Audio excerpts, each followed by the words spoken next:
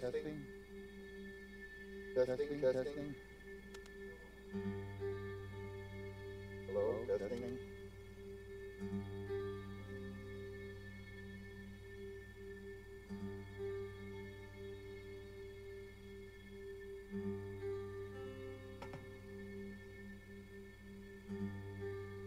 There's only seven. There's only six people here. I don't even need a mic.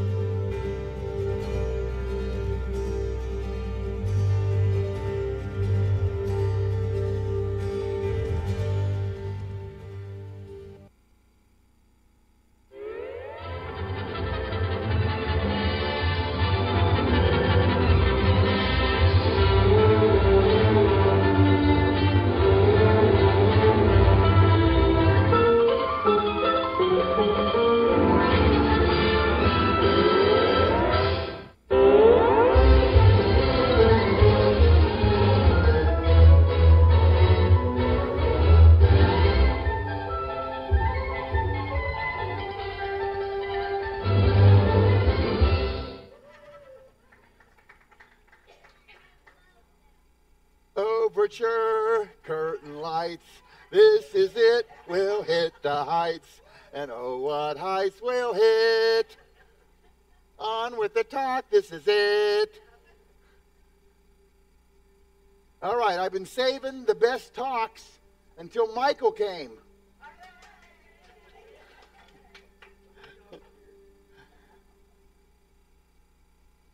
All right. Is this good? You can hear okay? All right.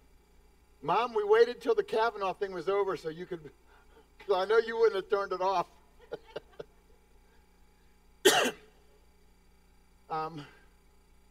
Hey, you know, I know that it's the two sides. One is he's guilty, one he's not guilty, and there's an abortion issue, and there's all these other issues that we're rooting for. But we must remember this.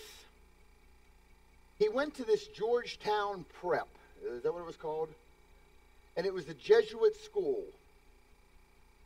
When Martin Luther nailed the 95 Theses on the door of the church there in Wittenberg, Germany, and broke away from the Catholic Church and started the Protestant Reformation, that was in 1517. In 1540, the Pope formed the Order of the Jesuits.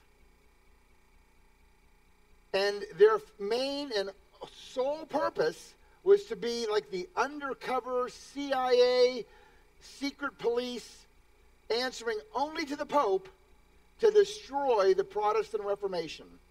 They were to infiltrate churches and cause dissension. And that's what they did. And they made vows to give their life to do that.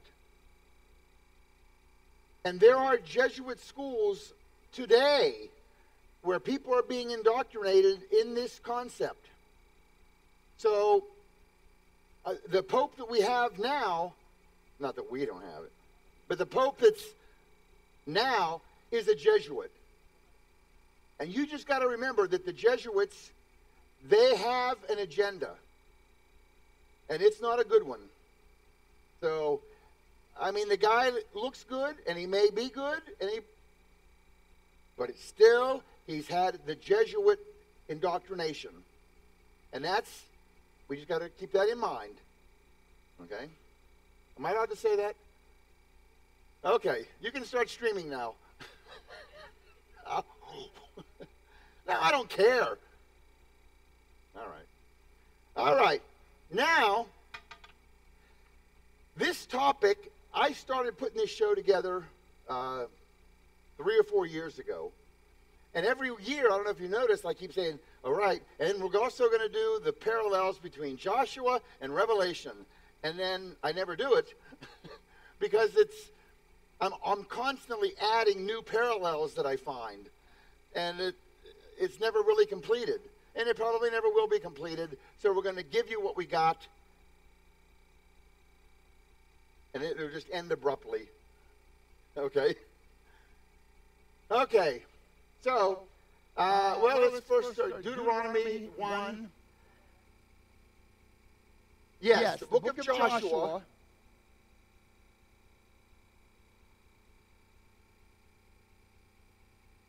Oh. Well, it's time to put on makeup. It's time to light the lights. We're good. Okay. The book of Joshua and the book of Revelation parallel each other. Event after event after event, if you know what you're looking for. And it's so cool. You want to know what's going to happen in the end times? Look what happened in Joshua, and you'll see parallels. That's the premise of the talk. Okay? Have you heard any of this before? Oh, okay. So, let's just start in Deuteronomy. Let's introduce the first character here. The Lord was angry with me also on your account, saying, not even you shall enter there. This is where Moses, remember, he struck the rock the second time. That he's not going to get to go into the promised land. And then it says, Joshua, the son of Nun, who stands before you, he shall enter there. Encourage him, for he will cause Israel to inherit it. All right. This is not, I don't have a slide for this. This is in the Moses talk, but it is important why Moses couldn't go into the promised land. You know, they were out in the wilderness and they needed water, and God told Moses to strike the rock. No. That's what I'm saying, yeah. Strike the rock, and Moses struck the rock, and water came out, and they all drank. Then it's years later, and they need water, and God told Moses, gather them all together and speak to the rock. But Moses was angry with the people, and he took it out, and the second time, he struck the rock. Water came out, and they drank. But God was upset. And you think, that's it? That's the sin that he did? He struck the rock the first time because he was supposed to, and he struck the rock the second time, and he was only supposed to speak to the rock the second time. Well, here's the thing. God was setting up a picture. The rock is the Messiah. The rock is Jesus. And the rock, Jesus, Yeshua, is going to have two visits. On his first visit, Jesus is struck. On his second, because the first time he comes, he's going to be our sacrifice, right? He's going to take care of the sin problem.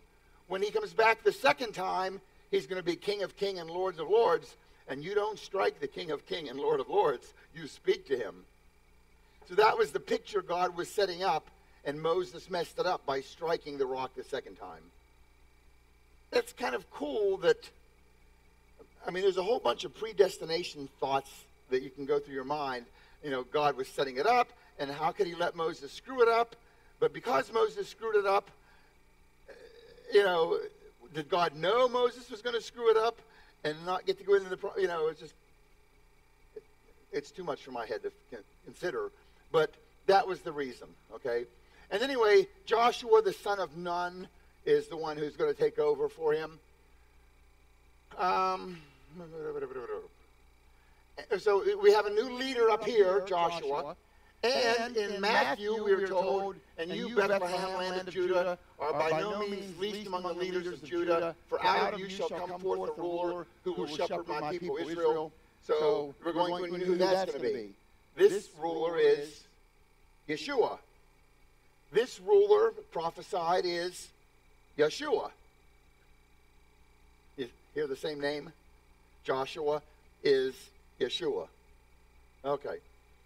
Next. And he's the son of Nun, or Nun. How do we say it? Nun, I think, maybe. Nun? Okay. And Nun, remember, its picture is a fish. Okay? And the fish's tail is always moving. The fish has life. And Nun represents life. And you see, its ancient picture is a sperm, right? Or a fish. And that's how we get the letter N. The letter N is the fish's tail going up, down, up. That's where you get the N. Next. Here's an early mention of him. Moses sent them from the wilderness at the command of the Lord, and all the men who were heads of Israel, and these are their names. From Judah, it was Caleb. We know Caleb. We've heard of him before. By the way, Caleb, anyone know what Caleb means? Dog, right? In Hebrew, it's Kalev. It's two words. Kal means all. Lev means heart. It's kind of cool that a dog is all heart. If you ever get to know a dog, it's, you know, it's like Adam got to know these animals before he named them. And he named them accordingly. But from the tribe of Ephraim was Hoshea, Joshua, Ben Nun. Ben is son of Nun. Okay? So he's going to be one of the that Moses picks. These are the names of the men whom Moses sent to spy out the land. Okay? Next. These are the names of Moses sent to spy out the land. So there's his name in the Hebrew. Next. Up here in the book of Nehemiah, it says the entire assembly of those who had returned from captivity made booths and lived in them. Must be Sukkot. The sons of Israel had indeed not done so from the days of Joshua the son of Nun to that day, and there was great rejoicing. So they had kept Sukkot for a while. That's what they're explaining. They haven't done it since the days of Joshua. And look how they spelled Joshua in this verse. Yud, Shin, Vav, Ayin. It's the same spelling as Yeshua. There's only one time that they spelled Joshua's name this way, but they did spell Joshua's name the same way as Yeshua.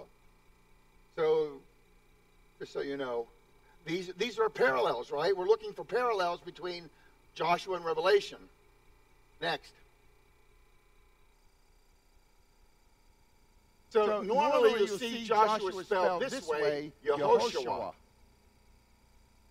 And who was Joshua? We're going to call him Joshua, just so it's going to get confusing if I call them both Yeshua, right? So we'll have a Joshua and we'll have Yeshua, Jesus. Who is Joshua? Well, he's a military commander dispossessing the usurpers of the land.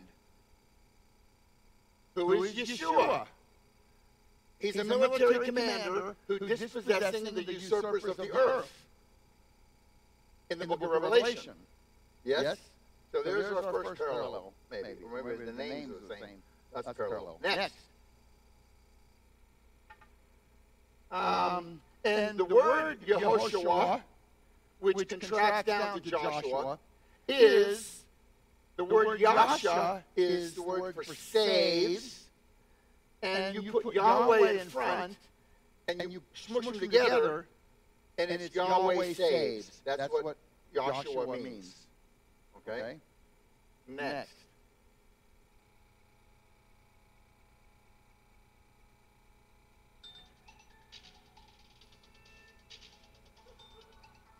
This is a weird number. Hello?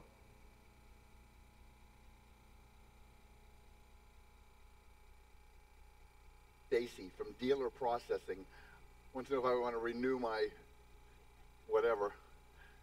Idiots. Okay. From the tribe of Ephraim, Joshua the son of Nun, just been mentioning them again. We kind of already read this one. Next.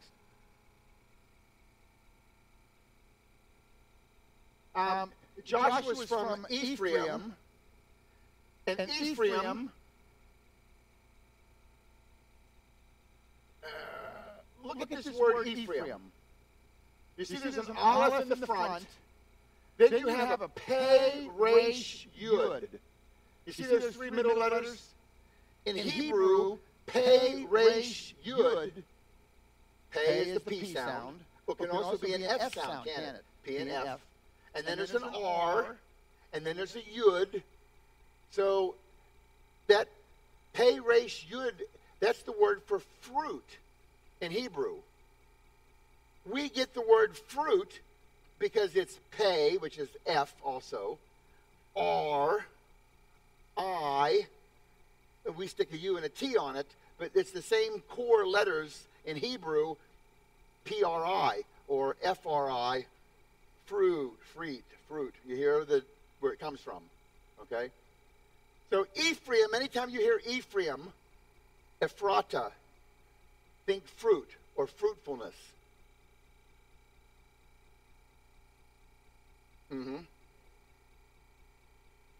Okay, and you see it in Micah 5 too. You Bethlehem Ephratah. There's that fruitfulness. Okay, something fruitful is coming from it. Next.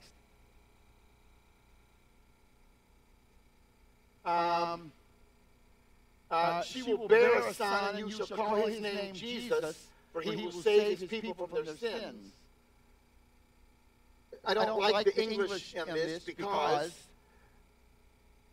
they tell him, you will name him Jesus because he will save the people from their sins. The word Jesus has nothing to do with saving people from sins. If you take it to the Hebrew, you will call his name Yeshua. Now you've got that Yasha in there, which is salvation. Now it makes sense, right? So his name isn't Jesus. It's Jesus and saving is not connected. Understand? Like you shall call his name Nick because he will cut his face shaving. That makes sense. But Jesus and saving people don't make sense. This is Boomba. I can go back to that if you'd rather. Next. Oh, lots of reading. My goodness. This hurts my neck to turn around and read all this. Now it came about after the death of Moses, the servant of the Lord, that the Lord spoke to Joshua the son of Nun, Moses' servant, saying, Moses, my servant, is dead. Now therefore arise, cross this Jordan, you and all the people, to the land I am giving you, to the sons of Israel. Every place on which the sole of your foot treads, I have given it to you, just as I spoke to Moses. From the wilderness and this Lebanon, even as far as the great river, the river Euphrates, all the land of the Hittites, and as far as the great sea, toward the setting of the sun will be your territory. Wow, that's a lot of land. I'm going to show you how much land that is. Next, I hope I have the calendars map as soon. Okay, well that's what we just read. Next. This is the promised land today, Israel. You see that tiny little blue part? That's what they have. Now, show them what God promised. Next. From the river Euphrates, that's going to be way over here, is the Euphrates, to the land of Egypt up in the north. It's a much bigger area than what they have today.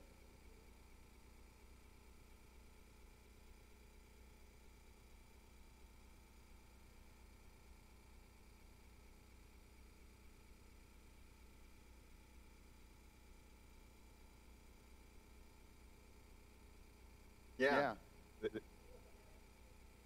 It's much bigger than what they have. All right. Next. Okay, now in Joshua, God is talking, and there's going to be something here to notice that God is really trying to point out here. He says, no man will be able to stand before you all the days of your life. Just as I have been with Moses, I will be with you. I will not fail you or forsake you. Be strong and courageous. For you shall give this people possession of the land which I swore to their fathers to give them. Only be strong and courageous. Be careful to do all according to the law which Moses my servant commanded. Do not turn from it to the right or the left, that you may have success wherever you go. This book of the law shall not depart from your mouth, but you shall meditate it day and night, so that you may be careful to do according to all that is written in it. For then you will make your way prosperous, then you will have success. Have I not commanded you? Be strong and courageous. Oh my goodness. You know what this means? I'm thinking it means 3 times. But they say this means white supremacy. Have you seen that on the news? I mean, everything that's good and decent and pure, the left, they have to pollute it.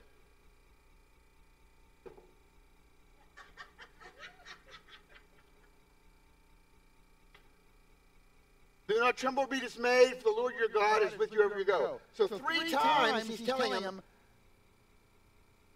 be strong and courageous. I still didn't know I was looking. Okay, next.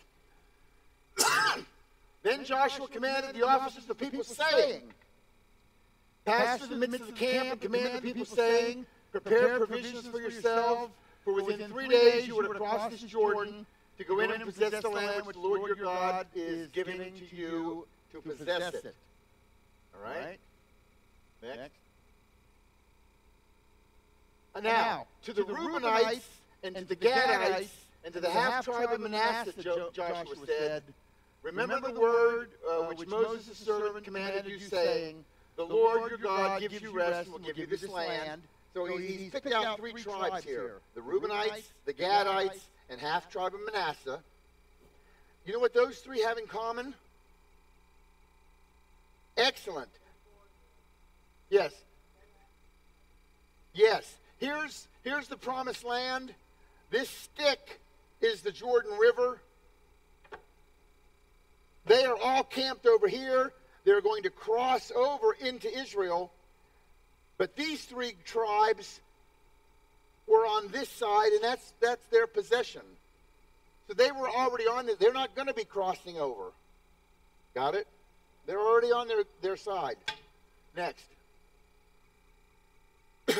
Your wives, he's talking to those 3 tribes. Your wives, little ones, and your cattle shall remain in the land which Moses gave you beyond the Jordan.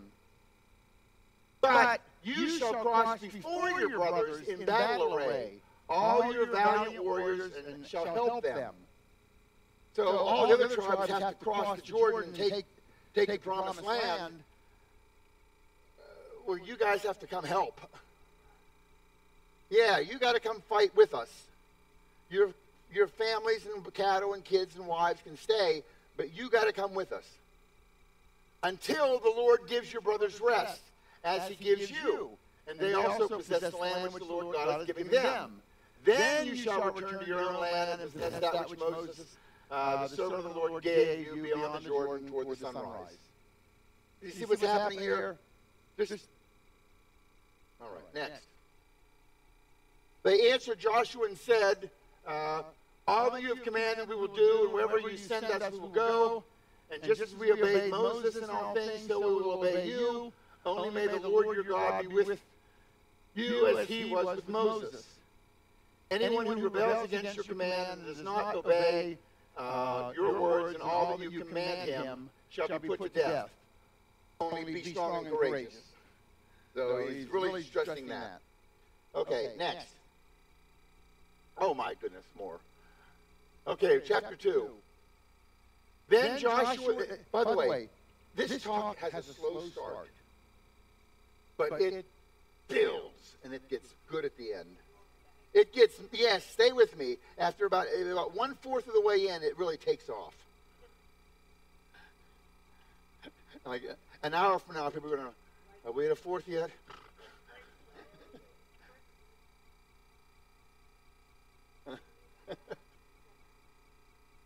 Okay, then Joshua, son of Nun, sent 2 men as spies, saying, go view the land, especially Jericho. So they went and came into the house of a harlot whose name was Rahab, and lodged there. The men said to her, we shall be free from this oath to you, which you have made us swear, unless when we come into the land you tie this cord of scarlet thread in the window, through which you let us down, and gather to yourself into your house your father, your mother, your brother, and all your father's household. She said, according to your word, so be it.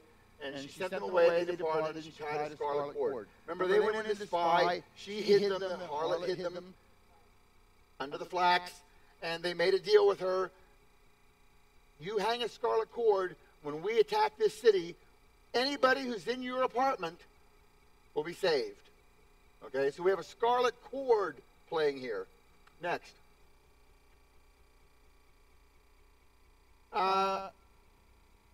Okay, we already read the first one.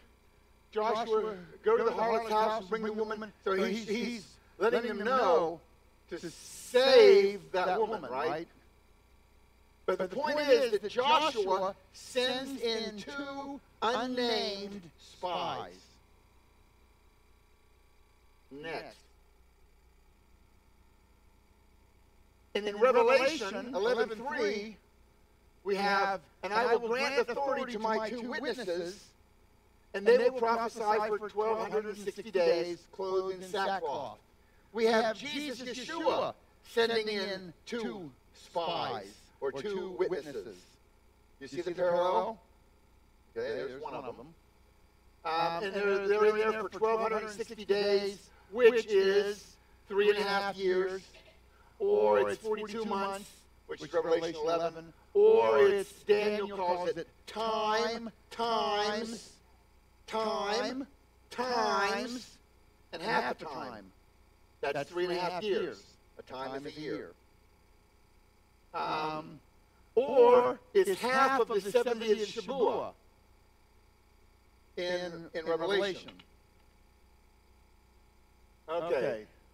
Next. And by the way, those two witnesses that Yeshua, Jesus, is sending in, we know who they are? Who are the two witnesses going to show up in Jerusalem? Elijah is one, right? Because the last two verses of the Old Testament says, I will send Elijah before the great and terrible day of the Lord. So Elijah, absolutely for sure, he's one.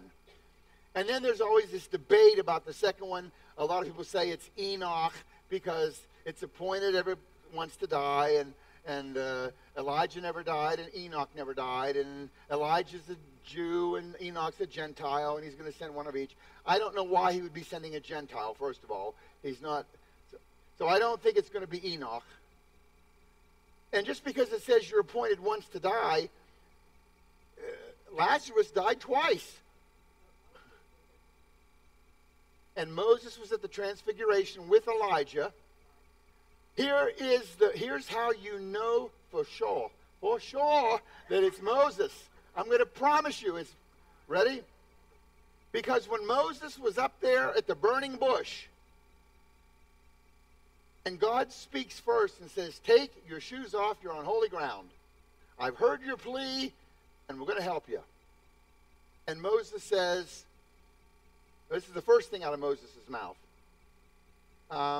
Okay, well, what did he say first? Like, why me? Why are you, how am I going to do this? Something to this effect, I'm paraphrasing. And God says, don't worry, I will go with you. Now, this is the second thing out of Moses' mouth in front of the burning bush. God Almighty, he says to God, well, when I go down there, or he didn't say when I go down there, he said, they're going to ask me, what is your name? And then he said, you tell them, I am that I am. You tell them Yahweh of Abraham and Isaac and Jacob. So Moses goes down, and guess what? They never asked.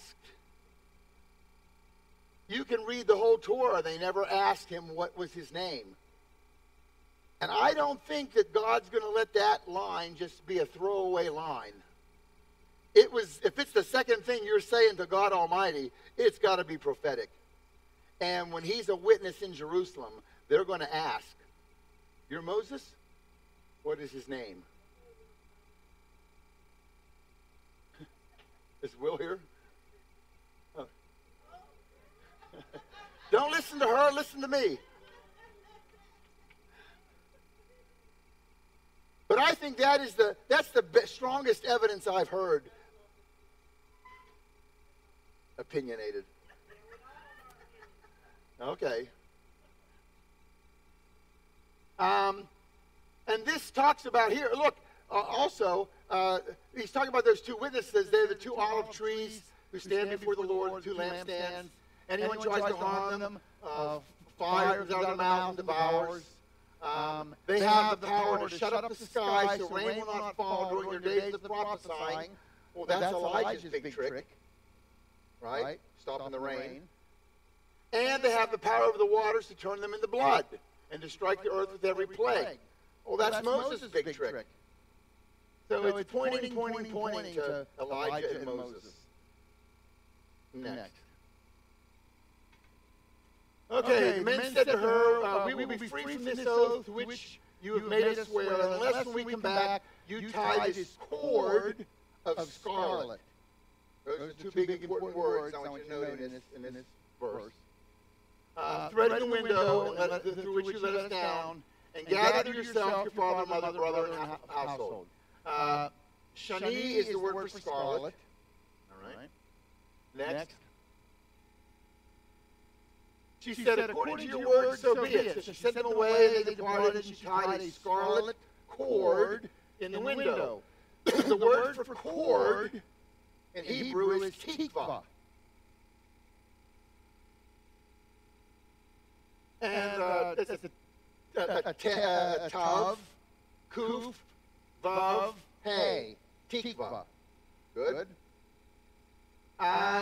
Next. The word tikva means cord, but the word tikva also means hope. Now, that's kind of cool. I don't know if you know this, but the Olympics, whenever an Israeli, you probably never heard the national anthem of Israel. yeah, you probably, but I'm saying you probably never heard it at the Olympics. It's rare that a Jew comes in first. But the national anthem of Israel is Hatikva.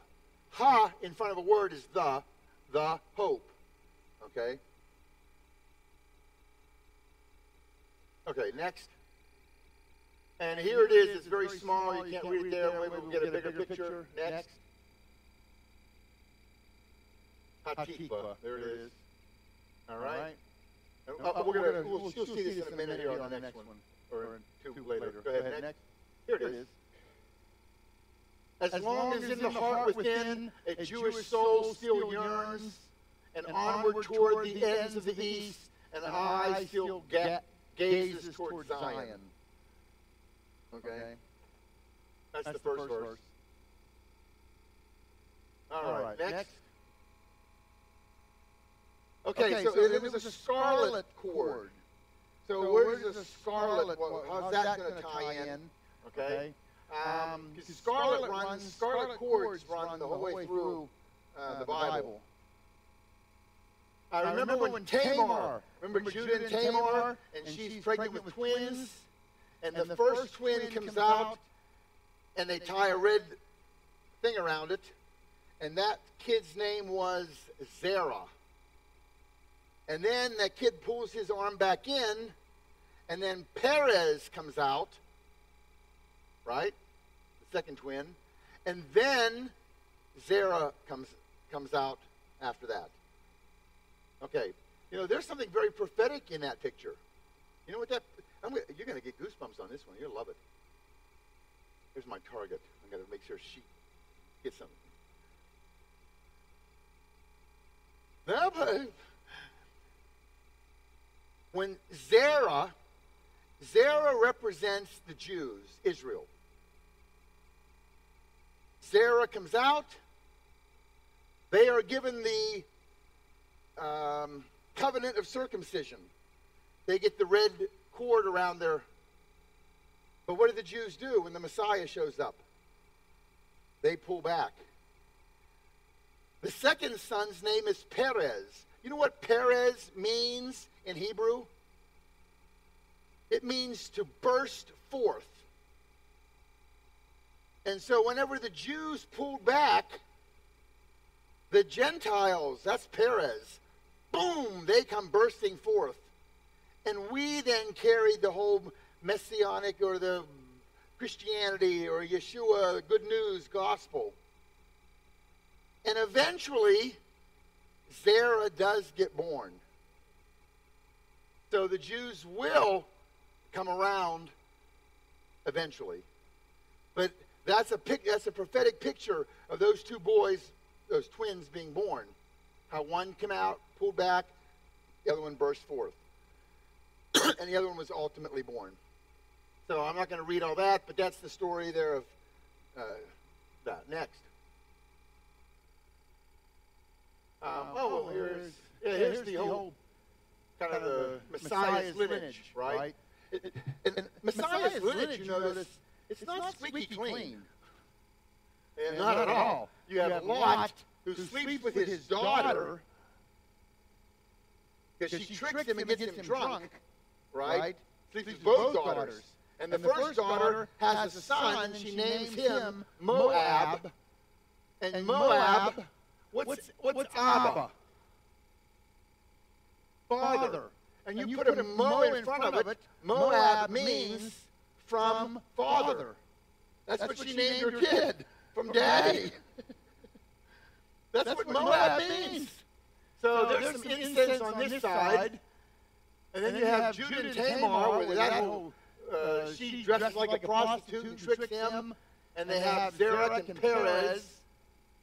Zerach's the Jews, Perez the Gentiles. Through the Gentiles, they have Salmon, who marries Rahab the prostitute. And they have Boaz, and this is Ruth and Boaz get together, have Obed, Jesse, David, Messiah. So not at all squeaky clean. And you have Jew and Gentile bringing this together.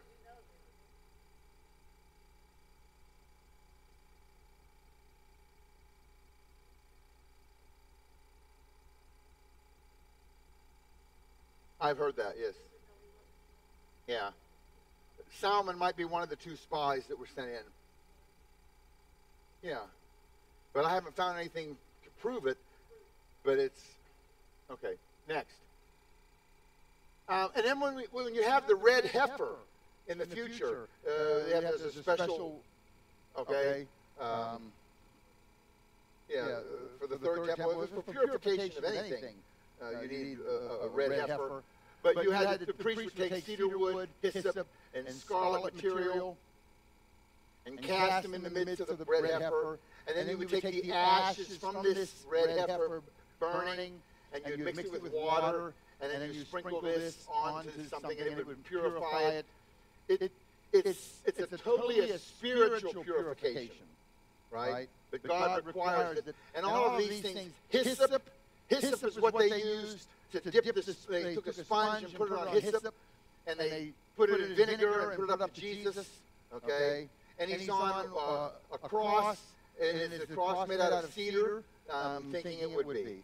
Okay, and how does the scarlet material tie into the crucifixion? I forget. Maybe it's blood. Yeah, but all these things point to Yeshua, Jesus. Okay. Because he's that. And by the way, the red heifer, that was a sacrifice that was done outside the camp. Okay, next. Let's go to the next one. Next. And next. Next. This is just showing examples of scarlet bread. Okay.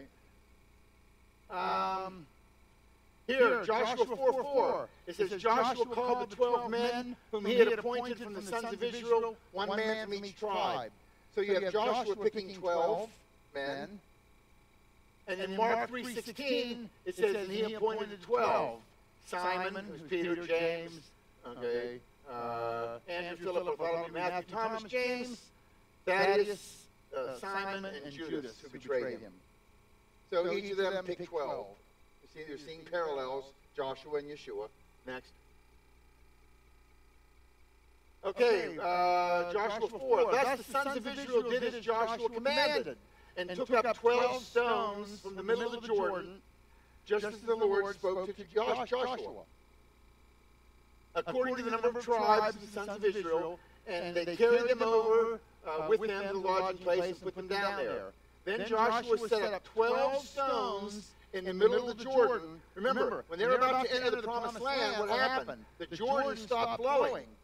And they went across with the ark and the priests and then all the people, and they crossed the dry Jordan riverbed. And as a memorial, Joshua set up 12 stones in the middle of the Jordan, at the place where the feet of the priests who were carrying the ark of the covenant were standing. And they are there to this day. Keep that in mind, that there are 12 stones somewhere in the Jordan River today, and they're there to this day. So Joshua set 12 stones within a river. Next. Remember when in Matthew 3, when John the Baptist saw the Pharisees and Sadducees coming for baptism, he said to them, "You brood of vipers, Who warned you to flee from the wrath to come? Therefore, bear fruit in keeping with repentance. And do not suppose that you can say to yourselves, we have Abraham for our father. For I say to you that from these stones God is able to raise up children to Abraham. From what stones? John the Baptist is down in the Jordan River, and here come the hypocrites, and he's going, you hypocrites, you think because you have Abraham as your father, you're so hooty-dooty, whatever? Well, from these stones he could raise up. He's talking about those 12 stones. I think those are the stones he's talking about. Make sense? All right, next. And in Revelation 21, when you have the New Jerusalem, it says, and he carried me away in spirit, this is John the Revelator, to a great and high mountain, and showed me the holy city, Jerusalem, coming down out of heaven from God, having the glory of God. Her brilliance was like a costly stone. Okay, it had a great and high wall with 12 gates, and at the gates 12 angels, and the names were written on them, which were the names of the 12 tribes. There were 3 gates on the east, 3 on the north, 3 south, 3 west. This is New Jerusalem, right? Next. And the wall of the city had 12 foundation stones, and on them were the 12 names of the 12 apostles of the Lamb. And the city is laid out square, 1,500 miles length, width, and breadth. The foundation stones were adored with every precious stone, and here's all the different stones that are there. Next. And he showed me a pure river of water of life, clear as crystal, proceeding out of the throne of God and of the Lamb. So here you have Joshua sets up 12 stones in a river. Jesus is going to set up a river within 12 stones. Am I stretching? No. And notice that one of them is, they're backwards of each other, aren't they? But they would be, because if you're standing here, if you're looking back at Joshua, you're seeing one thing. If you're looking forward, you're seeing the opposite, right? That's how prophecy works. If this one's backwards, this one's forward. Okay, parallel, Joshua, Revelation. Next. And the people came up from the Jordan on the 10th of the first month and camped at Gilgal on the east edge of the Jordan. So you have Joshua enters the land on Nisan 10. Okay. And as we talked about, when was it, Sunday night? This was with Isaac's birthday.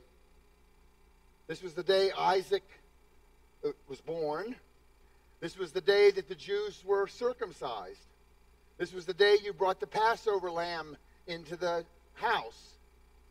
And this is also the day, next. Therefore, Jesus, 6 days before Passover, came to Bethany, where Lazarus was, whom Jesus raised from the dead. Next. And on the next day, large crowds came to the feast. They heard Jesus was coming, and he took branches of palm trees. Went out, blessed is he who comes in the name of the Lord, even the King of Israel. Jesus found a donkey. The point is, Jesus enters Jerusalem on Nisan 10. Okay? All these same days. Next. And the people came up from the Jordan on the 10th of the first month and camped at Gilgal on the eastern edge. Remember, here's the Jordan River. They're all camped over here, and they're going to go into the promised land. They're going from east to west. Remember where they were? They were over here in Egypt. How strange, if you're way over here in Egypt, and you're trying to get here to Israel, that you would enter this way. But they did. They wandered, and then they here, and they're going to enter east to west. Anyone thinking of a parallel here? Next. But just as lightning comes from east and flashes to the west, so will the coming of the Son of Man be. He's coming east to west.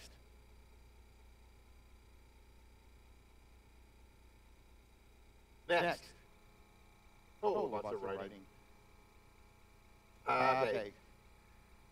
Now it came about when Joshua was by Jericho, he lifted up his eyes and looked, and behold, a man standing opposite him with his sword drawn in his hand. Joshua went to him and said to him, "Are you for us or our adversaries?" He said, "No, rather I indeed come now as captain of the host of the Lord." And Joshua fell on his face to the earth and bowed down and said to him, "What is my Lord to say to his servant?" The captain of the Lord's host said, you know who this captain of the Lord's host is, by the way? Who is this captain of the Lord's host? It's Jesus. It's Yeshua. And here's how we know this verse. The captain of the Lord's host said to Yeshua, "Remove your sandals from your feet, for the place you are standing on is holy." And Jesus did so. That's how it's the only time, only when God is present, you take your shoes off. Okay? So, we have Joshua falling on his face in front of Yeshua on the ground. Next. In Revelation, John the Revelator says, "When I saw him, I fell at his feet like a dead man." So, another parallel, Joshua and Revelation with Jesus, okay? Do not be afraid, I am the first and the last, the Aleph and the Tav. Okay, next. Now Jericho was tightly shut because of the sons of Israel. No one went out and no one came in. The Lord said to Joshua, "See, I have given Jericho into your hand, with its kings and the valiant warriors. You shall march around the city, all the men of war circling the city once. You shall do it for 6 days." Keep that in mind. Every day you go once. All 7 priests shall carry 7 trumpets and ram's horns before the ark. Then on the 7th day you shall march around the city 7 times, and the priests will blow the 7 trumpets. Okay? So you have 1, 2, 3, 4, 5, 6, and on the 7th day, 7. All right? Next. By the way, this marching around, Jericho is a picture of the world. Okay? And circling Jericho, we are to be like circling Jericho. Because we are the saints, and we are supposed to be proclaiming the Great Commission as we march around the world. Next. And this is the Great Commission here, right? You will receive power from the Holy Spirit has come upon you. You shall be my witness both in Jerusalem, in all Judea and Samaria, and even the remotest parts of the earth. So, look what Joshua had happened. On day 1, a trumpet. Day 2, a trumpet. 3, 4, 5, 6. And on the 7th day, 7 trumpets. Does this ring a bell? Next. Because in the book of Revelation, you're going to have a seal, and 2 seals, 3, 4, 5, 6, and the 7th seal is going to yield 7 trumpets. There's a parallel. See it? You know how long that took that slide to make? Probably a day and a half just to get the spacing right. And so I want you to just soak it in, ooh and ah, if you feel free. Yeah, okay.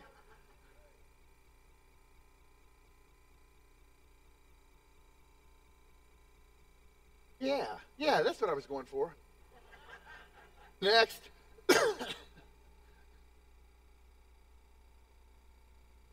Then God's temple in heaven was open, and within his temple was seen the Ark of the Covenant. All right, I don't know what this is here for. Next.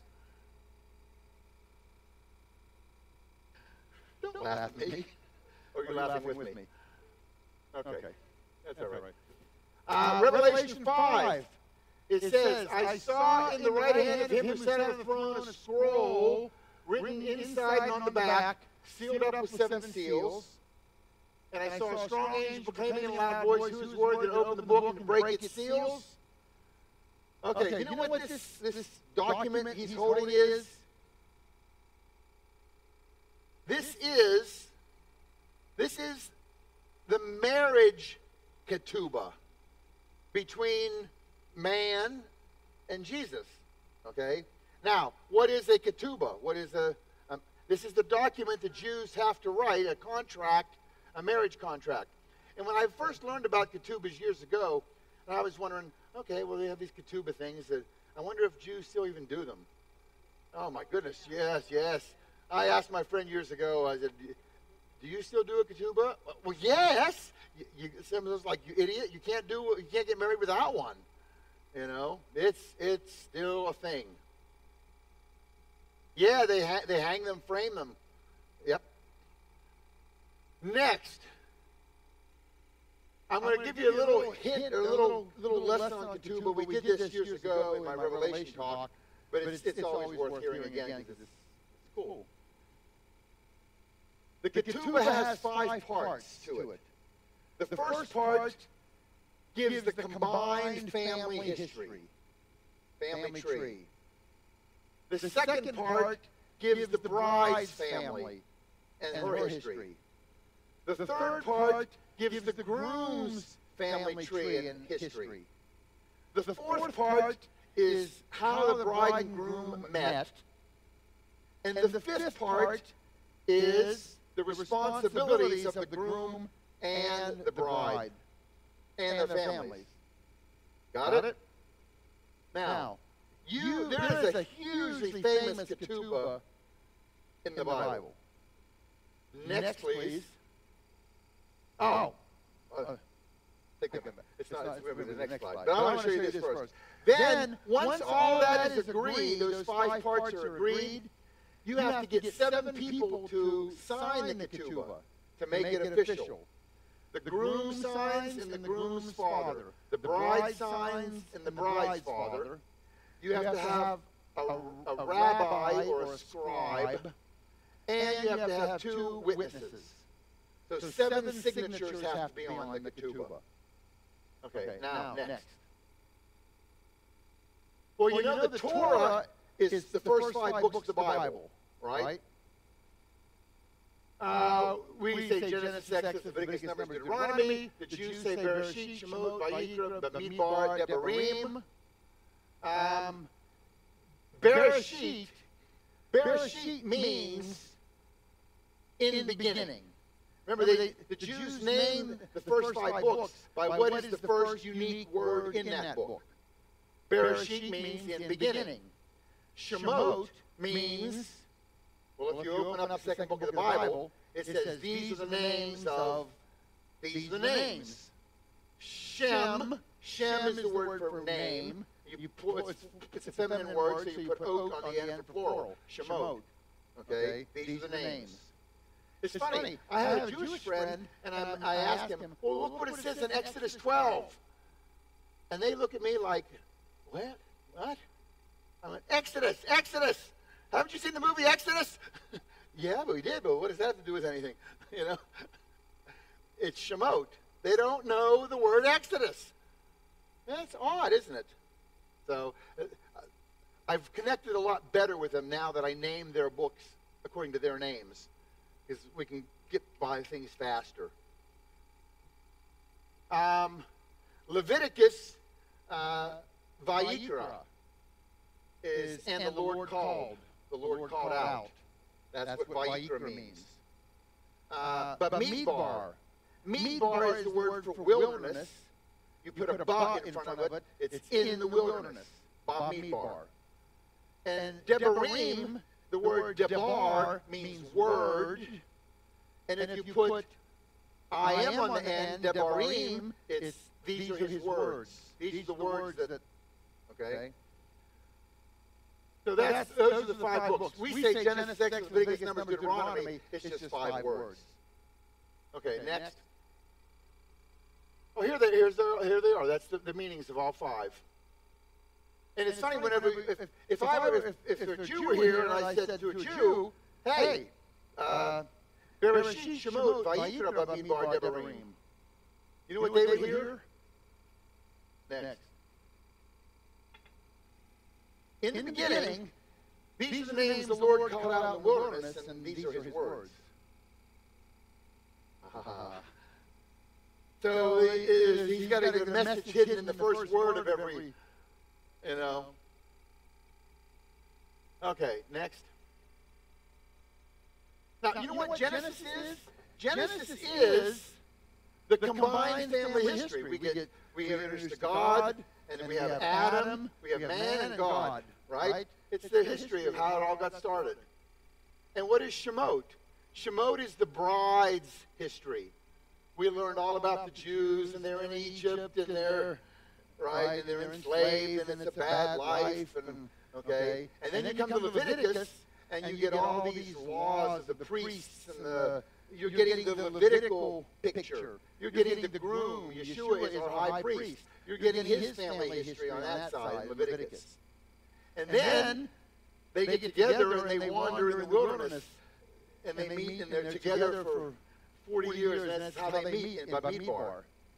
And then in Deuteronomy, he repeats all the words again, the law again, and he's giving all the responsibilities and all of what you need to do. And he says, I will be your God, and you will be my people.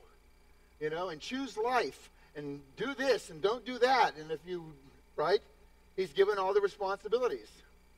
So the Torah is the ketubah.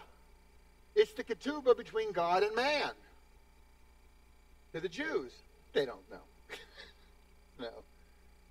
The only two Jews that I know who get that would be Will and his daughter. You're Jewish? Okay, there's three now. Okay. Does that make sense, Will? Am I putting words in your mouth? Good. Okay, there's the ketubah. Next. And then you need 7 signatures on a ketubah. Okay? Well, you need Adam. You need first of all, you need a witness. Okay? And the first witness, well, who's the first witness? I mean, you can't get any first than Adam. I think Adam would have signed the ketubah. Okay? Then you need another witness, and I think Noah, and I have deeper reasons why all these. If you watch that Revelation talk, it explains why they're colored the way they are. We don't have time. That's a 4-hour talk. But it's a good one. It's on YouTube. Revelation 2 and 3. Look it up. Noah would be a second witness. Okay. Abraham would be the father of the groom. Yes?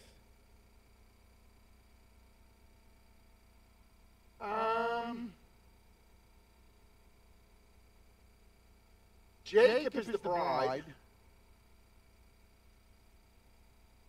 David is the groom? No. The son of David. So David's the father of the groom. Abraham's the father of the bride.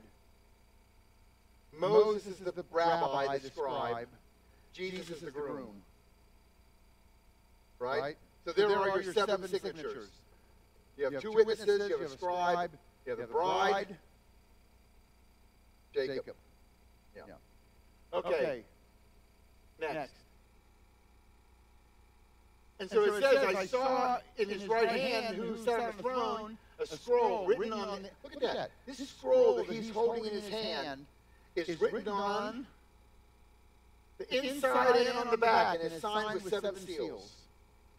Okay? And who's worthy to pop these seals and read it? Because you have to read the ketubah at the wedding. And that's what Revelation 5 is. We're at the wedding. Okay? Next. Look at this. When Moses turned and went down from the mountain with the 2 tablets of testimony in his hand, tablets were what? Tablets were written on both sides. They were written on one side and the other. This is the ketubah he's carrying down. Written on both sides. Okay, next. And by the way, this is just a little throw in here. I'm going to give you this for free. What happens if the bride is not faithful? And remember, we just saw that one before where it had the different cups. Can we go back and I can just explain them for something real quick? Maybe back to. Okay. Okay, right there. You know, there's the 4 cups that you drink at Passover. And there's also 4 cups you drink when you're doing this whole ketubah thing. When the groom and his father come over to the bride's house, and they all drink a cup. There's cup number 1. It's called the cup of sanctification. And what you're doing, we talked about this the other night, it's the blood covenant. You're making a covenant with this family, and then your families are going to become friends. Okay, that's cup number 1. Then you talk and you negotiate a little bit, and you write a little bit, and then you drink the second cup. And the second cup is the cup of dedication. And now that's the salt covenant. And now you agree that our 2 families are friends. Remember the salt? He puts some salt in, he puts some salt in, and they get mixed together. Then you negotiate some more and write the ketubah.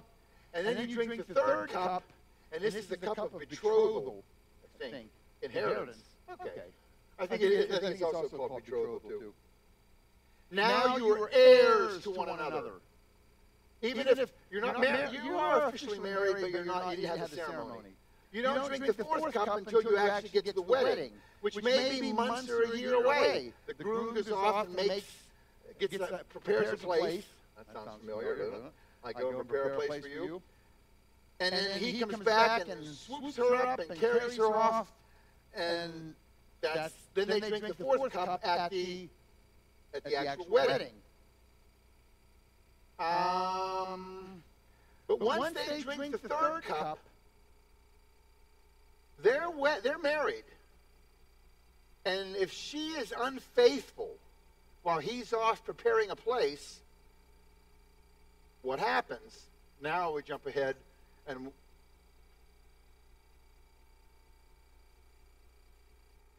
okay.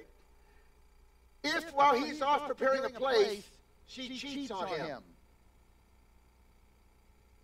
he can let her pay the price. Well, you know what the price is? That's called adultery. And what is the price? She gets stoned to death. Let's hope there's a possibility number 2. He could divorce her. So he can sign a writ of divorce, and all of our ketubah negotiations done, and she gets nothing. Okay? But then she's a divorced woman, and no one wants to marry a divorced woman. So that's not good either for her. Number 3, he could pretend that the child is his, because that's obviously something. I mean, how do we know she's cheating? Because she's got something in the oven. And so he could pretend the child is his. Well, where have we seen this one? Joseph and Mary, right? Joseph could have had her stoned, or he could have divorced her, but he just pretended the child was his. And there is a 4th possibility. The 4th one is he could choose to be her goel. A goel is a kinsman redeemer. This is what Boaz did for Ruth. Okay? This is what Yeshua, Jesus, does for us. He becomes our kinsman redeemer. He pays all of our debts. Boaz paid all the debts of Naomi and Elimelech. And he got Ruth in the deal. Okay, next.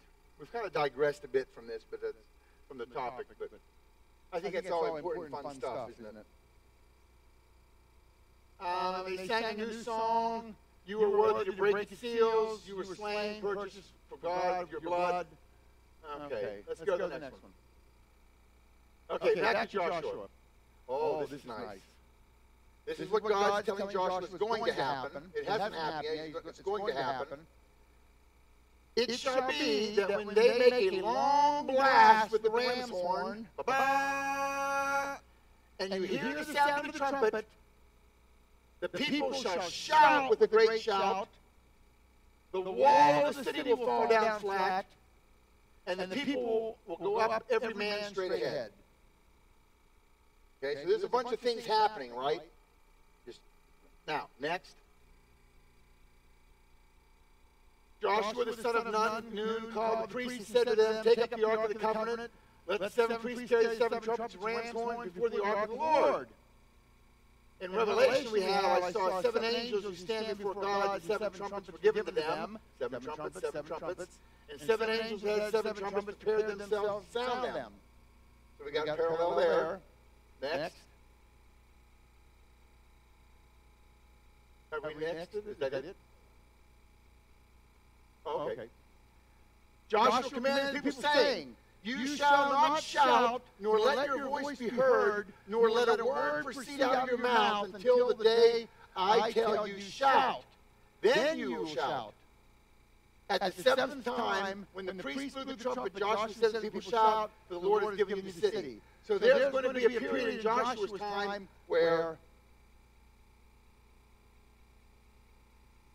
lips are sealed, no noise. Look in Revelation. When the Lamb broke the 7th seal, there was silence in heaven for about half an hour. So both in Joshua and in Revelation, you had this period of silence. Parallel. Next. Okay. Now, Joshua rose early in the morning, and the priest took up the ark of the Lord. Notice what was the ark of the Lord, right? That's the first thing mentioned. So the people shouted, and the priest blew the trumpets, and when the people heard the sound of the trumpet, the people shouted a great shout, and the wall fell down flat. So that the people went up into the city, every man straight ahead, and they took the city. You see the order that took place? There was the ark, and then there was a shout, and then there was trumpets, and then the city fell. Good? That's in the book of Joshua. Next, please. Here's the book of Revelation. Revelation says, at the very hour there was a severe earthquake, and a tenth of the city collapsed. 7,000 people were killed in the earthquake, and survivors were terrified and gave glory to God of heaven. Second woe was past, third woe was coming. Seventh angel sounded his trumpets, and there were loud voices in heaven, which said, the kingdom of the world has become the kingdom of our Lord and of his Messiah, and he will reign forever and ever. Then God's temple in heaven was opened, within his ark was seen the ark of the covenant. You see, the very 4 things that happened in Joshua are now happening in Revelation in reverse order, because one is past and one is future. But they're all in the same little section of verses. Isn't that cool? And remember, this talk that I'm doing here, these are just ones that I've gleaned along the way. There could be, I'm sure, hundreds and hundreds of parallels, right? I'm just showing you ones that I'm finding and trying to stick them in the show at the right time. Next. Okay. Then God's temple in heaven was open. Within his temple was seen the ark of his covenant. Okay. I think Jesus is revealed maybe here. Okay. And he carried me away in the spirit into the wilderness, and I saw a woman sitting on a scarlet beast. Oh my goodness. Okay. Who's the woman sitting on the scarlet beast? And you know. You said Hillary Clinton. Is she the woman or the beast?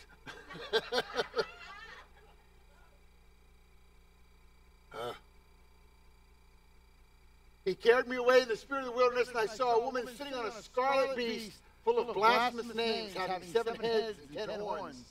And the woman was clothed in purple and scarlet, and adorned with gold and precious stones and pearls, having in her hand a gold cup full of abominations and of the unclean things of her immorality. And on her forehead a name was written, a mystery, Babylon the Great, the mother of harlots, and of the abominations of the earth. Okay, who are we talking about here? Anyone afraid to say it? It's the Catholic Church. Thank you very much. Okay, not the United States.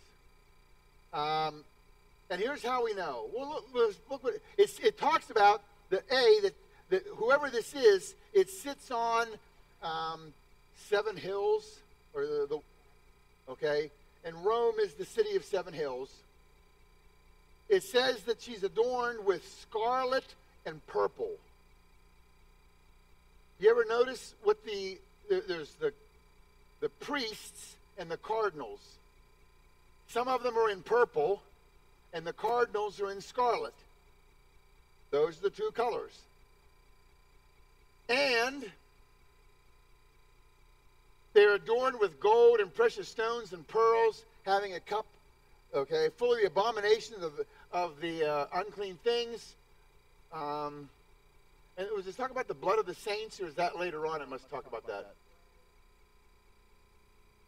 Yeah, it's full of the blood of the saints. Okay, the Catholic Church, they have wiped out so many Christian groups over the years. Yes, immorality it talks about here, and you have the pedophile stuff. And it says Babylon the Great.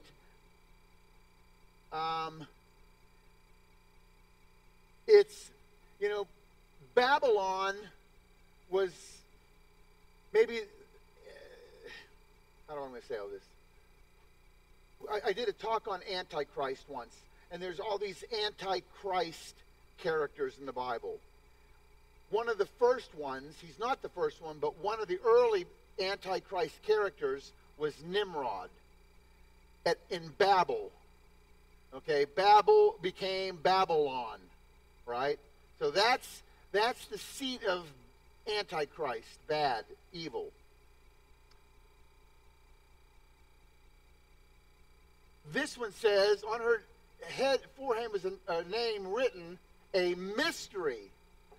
So it's not Babylon the Great. That's a mystery. Who is Babylon the Great? Well, who was a later Antichrist evil group that, remember, Antichrist thing is to get rid of Jesus. And that's Rome. Out of Rome were the bad guys there, right? So Rome becomes this mystery Babylon. Okay? And it's actually going to morph back into the other Babylon at some point. Or it might morph into, in one way it's going to morph to Babylon. That's a different talk, and I can't get into that right now. But you have that, the EU, the European Union maybe, or it's the world government. Yeah, the world order. And it talks about that there's going to be a headquarters for that back in Babylon. So it was in Babylon, it went to Rome, Rome took it worldwide, and it'll morph back into Babylon. And you have these good and evils. Israel, good, and Babylon, the evil. And these two are battling, okay? Antichrist is over one of them. The mother of harlots. And by the way, Antichrist or Satan, he's going to use the Catholic Church because it talks about it sits on many waters. Waters is a picture of nations. Anytime the Bible talks about the land is Israel. The waters are the nations. So it talks about that this woman sitting on the beast sits on many waters. And I've been all over the world. And there are Catholic churches all over the world. Okay? So that would fit nicely into this. Plus you have the scarlet and the purple. Plus you have all the precious stones and the jewels and the encrusted chalices and okay? And have you ever seen, I should have pictures of this. You know what the what do you call it? In America, the emblem of America is the eagle, right? You know what the emblem is of the EU? I want you to Google that tonight. The EU, they have statues in front of every EU building, and they're all a little bit different. I'll try to get some pictures of them and bring them tomorrow. Maybe you can find it. EU. It's a woman riding a beast. It's a big bull. And some of them are very ultra-modern, and some of them are very made of wood, and some of them are very shiny, and some of them are glass. And they have all, but it's always a woman, and she's always riding a bull. That's the EU's, not motto, their emblem. It's on the back of the euro. It's on the money. That's their thing. I mean, it's the revived Roman Empire. And the revived Roman Empire is political, but they're going to have a religious side. Remember, the Antichrist is a political leader. The false prophet is a religious leader. And the false prophet, I believe, will come from this.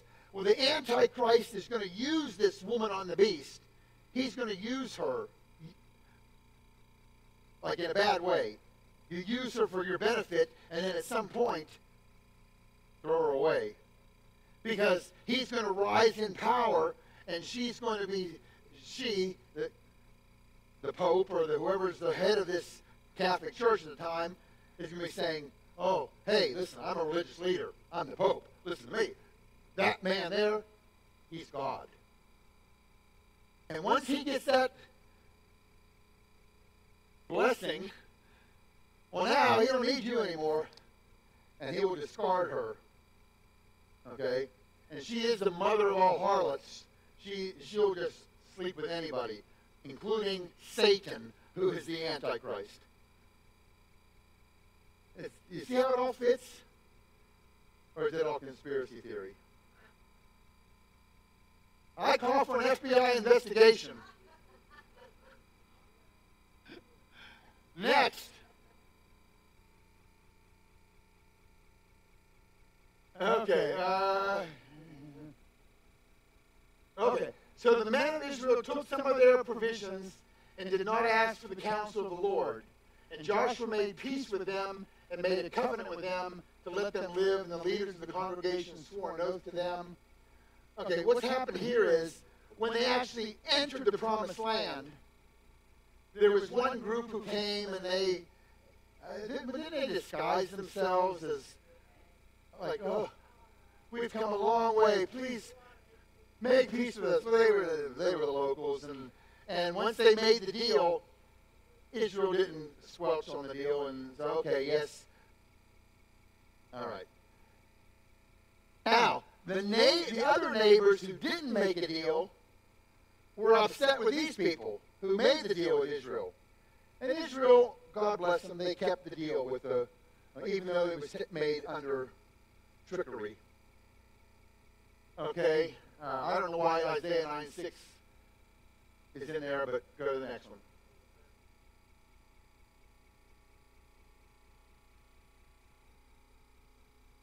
Okay.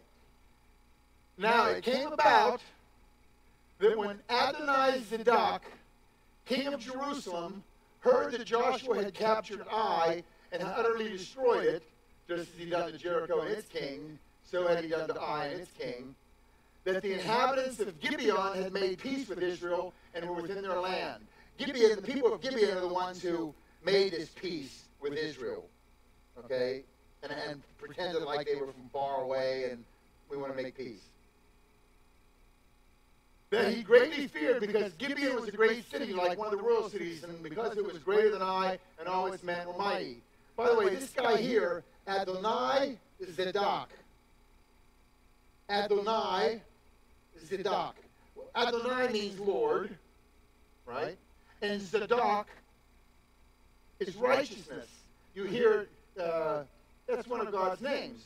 Yahweh Sidkenu. Yahweh Sidkenu. It's Sadiq, Zadok. Any word like that, you hear Zadok Jewelers at the mall. We still have malls. But you understand, that Zadok, that all means righteous. So you have a bad king called Adonai Zadok in the book of Joshua. The Lord of righteousness. That's what an odd name for a bad king, right? And in the book of Revelation, you're going to have Antichrist, who's a bad guy, who everyone's going to think is God. Both in Joshua and Revelation, you have bad characters relabeled or renamed.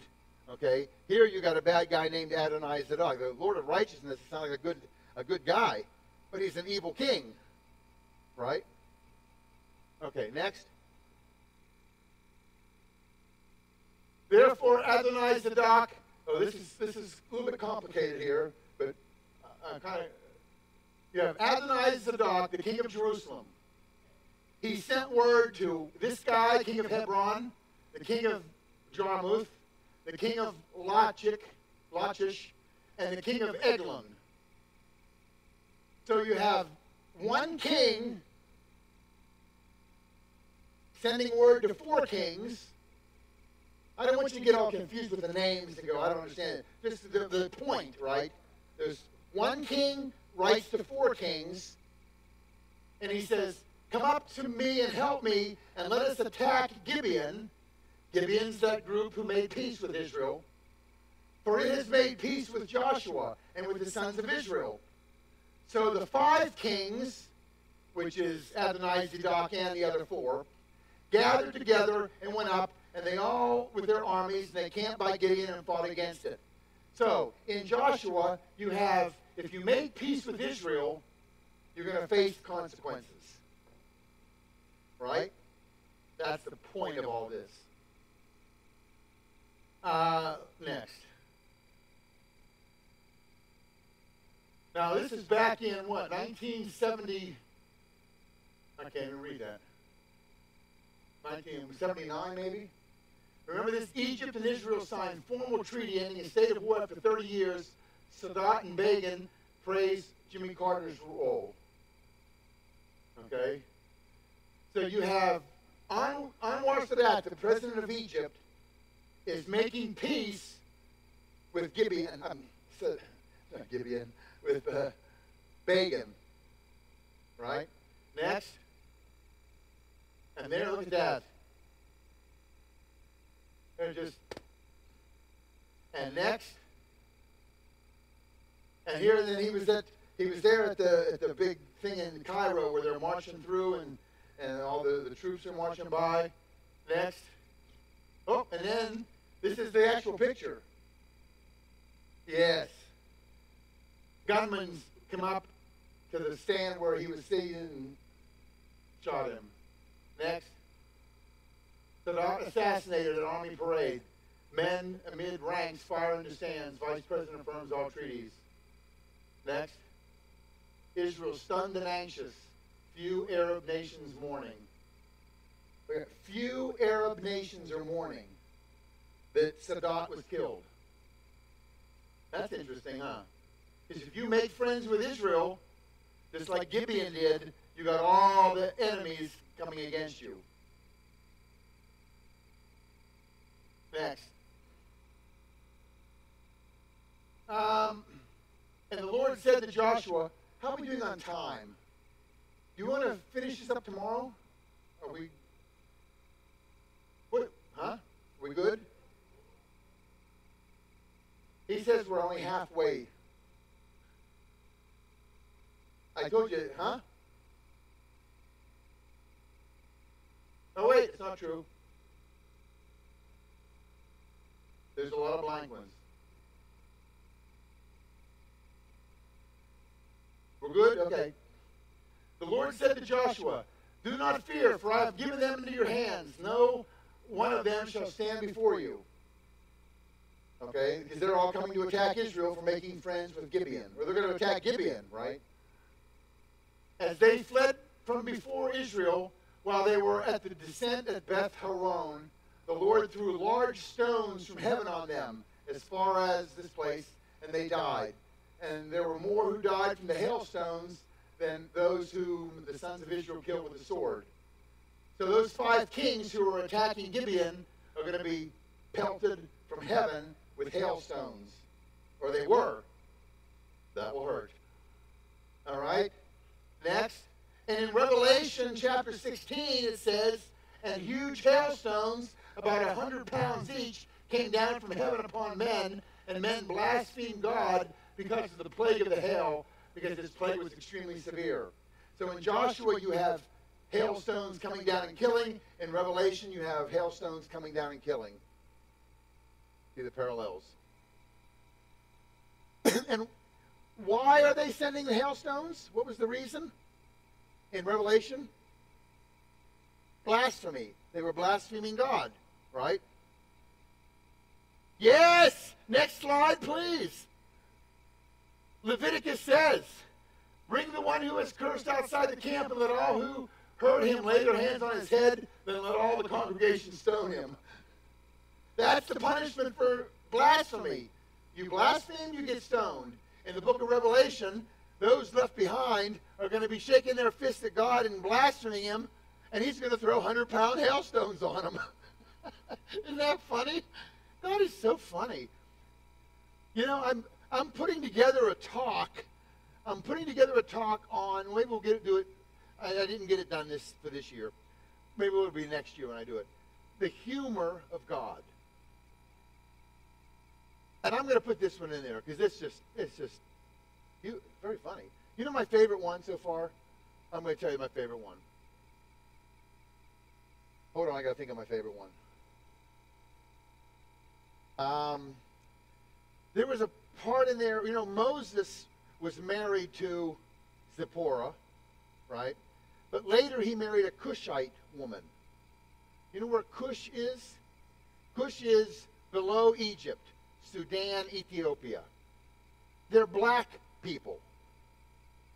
Moses marries a Cushite woman, and there's a verse in there where it says, Aaron and Miriam gave him grief for marrying the Cushite woman. So there's some racial thing that they didn't like him marrying a black woman. And a little bit later, Miriam gets leprosy and turns white. That's hilarious. But imagine a whole 2-hour talk on things like that. Okay. Next. Okay, then Joshua spoke to the Lord in the day when the Lord delivered up the Amorites before the sons of Israel. And he said in the sight of Israel, O sun, stand still at Gibeon. O moon, in the valley of Ajalon. So the sun stood still, and the moon stopped until the nations avenged themselves of their enemies. Is it not written in the book of Jasher? The sun stopped in the middle of the sky, and it did not hasten to go down for about a whole day. There was no day, listen to this verse here. There was no day like that before it or after it when the Lord listened to the voice of a man, for the Lord fought for Israel. Okay? There's a big thing you're going to need to see in a bit. The moon and the sun stopped, and the Lord fought for Israel. Next.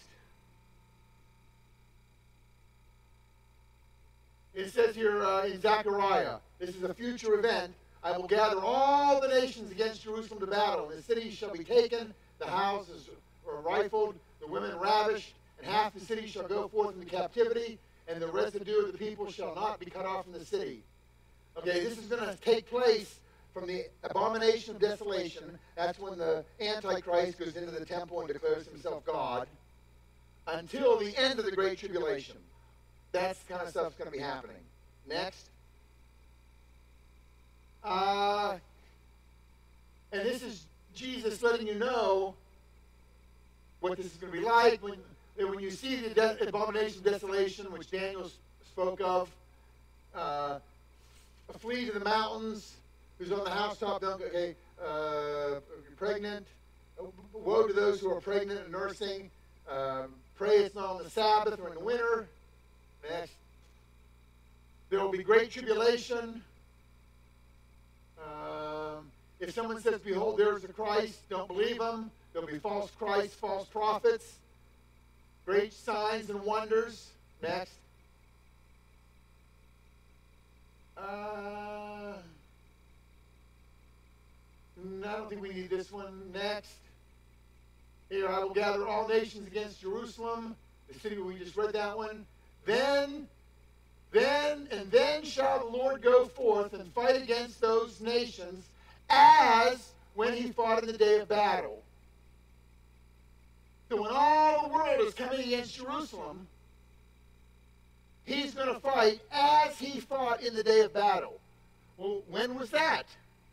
There's only one time when it says, and the Lord fought in the day of battle. And it was that fighting. Therefore, no day, for when the Lord listened to Bushman, and the Lord fought for Israel. Next. Huh?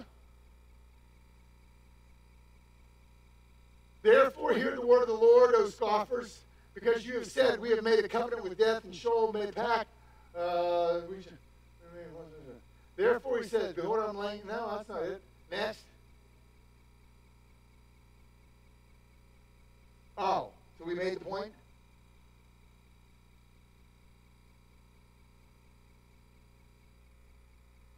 Okay, go next.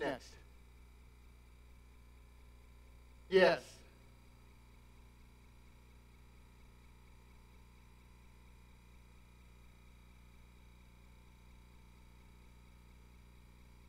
It does? Go back.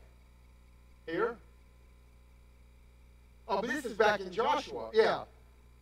There was no day like it before, yeah, when the Lord fought for Israel. Okay, next.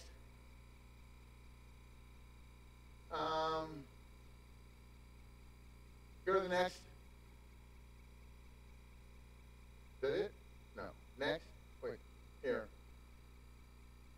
For the Lord will rise up at Mount Perazim. He will be stirred up in the valley. He will be stirred up as in the valley of Gibeon. Gibeon is where he fought against, right, and stopped the moon and the sun. To do his task, his unusual task, and to do his work, his extraordinary work. So what is the Lord's extraordinary work? The same as what he did at the valley of Gibeon. He fought for Israel, and he shortened the sun and the moon, right, the days. Okay, next. This is just Isaiah 28 in its different versions. I like the King James Version best. Here it says, the Lord Almighty has told me of the destruction agreed against the nearly inspired version, NIV. What? The New Living says, for the Lord of heaven's armies has plainly said he is determined to crush the whole world.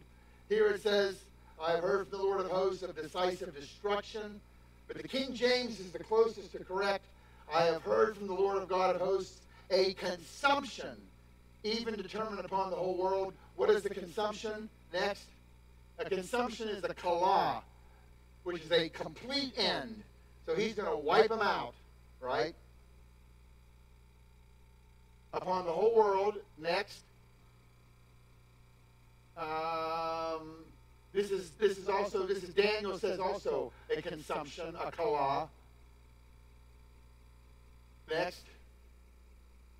For the Lord will rise up at Mount Perazim, and he will stir up as in the valley of Gibeon. So whatever he did at Gibeon, he's going to do it again and do his extraordinary work. Next. So what did he do here? He shortened the days, right? He made the sun stand still and the moon stand still. Next. There was no day like it or after it, Joshua says, when the Lord fought for Israel. Next. And look at Revelation. The fourth angel sounded. A third of the sun and a third of the moon and a third of the stars were struck, so that a third of them would be darkened. And day would not shine for a third of it, and the night in the same way. So the days, he says in Matthew, unless those days be shortened, right? And what's he going to do? He's going to do the same thing he did at Gibeon. where the sun is going to stand still or the moon is going to stand still, and the days will be shortened by a third. That's why I think it's going to be, instead of 12 hours daylight, it'll be 8 hours of daylight. That's a third, right? If you will not shine for a third of it.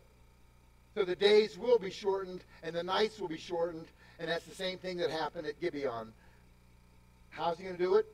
The sun will stop or the moon will stop. He's doing this extraordinary work. Okay? I don't know all the details, but that's roughly what's happening here. There's no other time where the Lord fought against, for Israel. Next.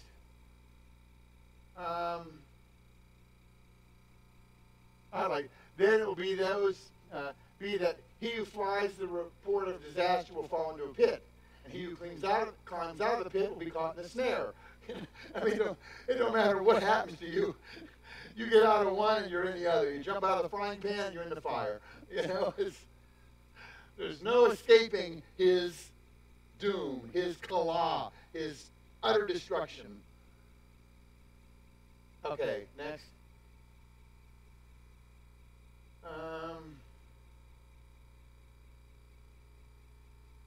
There will happen that day the Lord will punish the host of heaven on high and the kings on the earth. They will be gathered together like prisoners in the dungeon and will be confined in prison. And after many days they will be punished. Then the moon will be abashed and the sun ashamed. So that's letting you know that the sun's going to be shortened, right? It's not going to shine like it was. For the Lord of hosts will reign on Mount Zion and in Jerusalem. His glory will be before his elders. Next. And it says in Matthew, unless those days have been cut short, no life will have been saved. I think that's what it means when it will be cut short, by cut them off of a third. And it's just like what happened at Gibeon when the Lord fought for Israel. Next. Now, this is Joshua. Now those 5 kings had fled and hidden themselves in the cave at Makkedah. And it was told Joshua, saying, the 5 kings have been found hidden in the cave in Makkedah. So in Joshua, you have kings hiding in caves. Right? Next. In Revelation, then the kings of the earth and the great men and the commanders and the rich and the strong and every slave and free man hid themselves in the caves. So Joshua has kings hiding in caves. Revelation, kings hiding in caves. So Joshua took the whole land according to all that the Lord had spoken to Moses. Joshua gave it to an inheritance to Israel according to their divisions of their tribe. Thus the land had rest from war. Next. This is cool. Okay, this is cool. We can end at any time, but this is kind of cool. 5 more slides. It came up, this is back into Abraham, right? When God makes the covenant with Abraham. And he puts Abraham to sleep.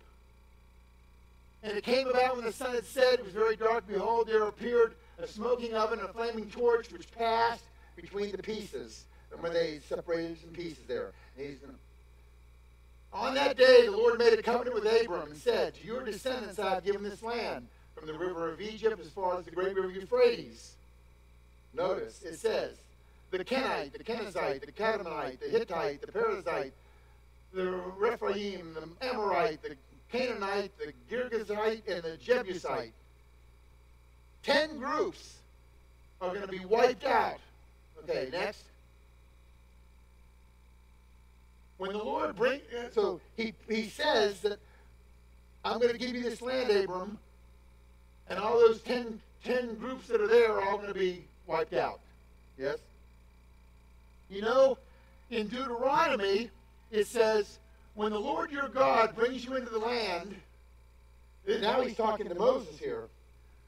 When the Lord your God brings you into the land where you are entering to possess it and clears away many nations before you, the Hittites, the Girgazites, the Amorites, the Canaanites, the Perizzites, the Hivites, the Jebusites, 7 nations greater and stronger than you. Earlier when he made the offer to Abraham, the deal to Abraham, he said, I'm going to wipe out these 10 nations. But once they actually are about to do it, there's only 7 nations to wipe out. There were 10, now there's 3. Got it? Next. In Daniel, it talks about the 10 horns. The 10 horns are the 10 kings, right? I remember when I was a kid, we always talked about the revived Roman Empire. There's going to be 10 nations that come together. And when the EU, when the European Union first got together, there were 9 of them. And then, you know, we'd go to the church and they'd be talking about France is about to join the EU. You know, oh my goodness. Like, well, why am I going to school tomorrow, Dad? You know. But I mean, it was big talk, you know, and you get the Jack Van Impe records and play them, and okay, but it's all because of this. There's 10 horns, right, that are coming out of that final beast, the revived Roman Empire, and it says the 10 horns which you saw are 10 kings who have not yet received the kingdom, but they will receive authority as kings with the beast for 1 hour. These have one purpose, and they give their power and authority to the beast. The beast is the Antichrist, and he's going to have 10 kings that he's ruling over. Next. As for the 10 horns, out of this kingdom 10 kings will arise, and another will arise after them, and he will be different from the previous ones, and he will subdue 3 kings. So God told Abraham, you're going to wipe out, you're going to have 10 kings, and then later, it was only 7 kings got wiped, 7 kings left. And here in the future, there are going to be 10 kings, but 3 of them do get wiped out, and then there's only 7 kings. So you both times you have the 10 minus 3, 10 minus 3. Okay? Next. And this is the last slide. And the only point that this slide is going to make is, it says, Joshua said he was 40 years old when Moses, the servant of the Lord, sent me to spy out the land. Nevertheless, my brother who went up with me made the heart of the people melt with fear. So Moses swore in that day, surely the land on which your foot is trodden inheritance, because now behold, the Lord has let me live just as he spoke these 45 years. So what it's saying here, from the time the Lord spoke to Moses, when Israel walked with us, now behold, I made. So Joshua was 85 when all this happened. That was the point. Was there another point?